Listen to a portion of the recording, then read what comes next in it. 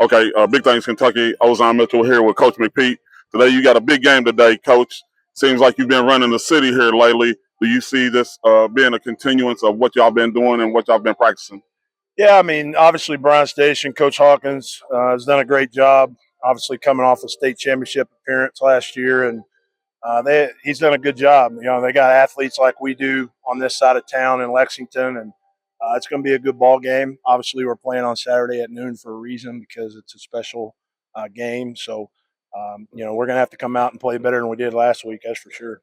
Coach, we know that RPI is a big thing here. Have you talked to your kids about how big these games as far as the RPI is concerned? Yeah, we're well aware of it. You know, we had a chance to be a top 2 or 3 RPI team. You know, if we would have beat Mayo a couple weeks back, it didn't work out. You know, so we're fighting and clawing. You know, back up there, but we control our own destiny. Obviously got to win the rest of them, including Boyle, if we want to be in that top 2 or 3. If not, if we win the first 2, we're probably gonna be on the road round 3. So definitely important. Our kids are well aware. Okay, Coach.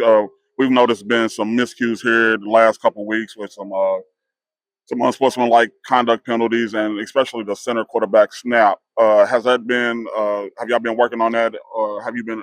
How have you addressed that? Yeah, I mean, when you look at our 3 losses this year, we're -7 turnovers, and we have 347 yards in penalties.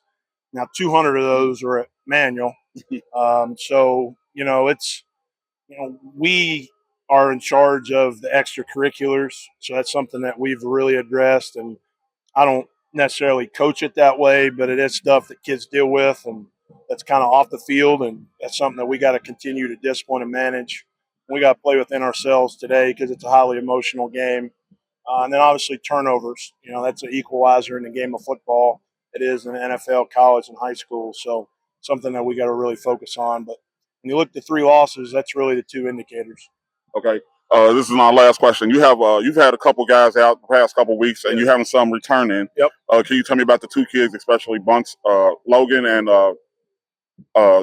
Talbert? Yeah, I mean, we were missing a lot of guys last week. You know, it's not an excuse. You know, Mass Central played a good game.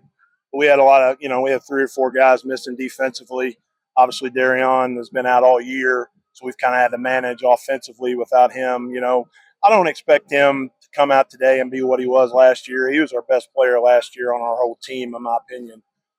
But he's definitely brought a lot of juice back to our team this week, because he's so eager and excited to play. So, we'll have to monitor his football conditioning. You know, obviously that's not something that happens right away. But I expect him to play quite a few plays today, get that first hit out of the way, and see how he goes. Okay, man. Coach, thank you, man. Appreciate your time, man. Yeah. Thank you. Thank you.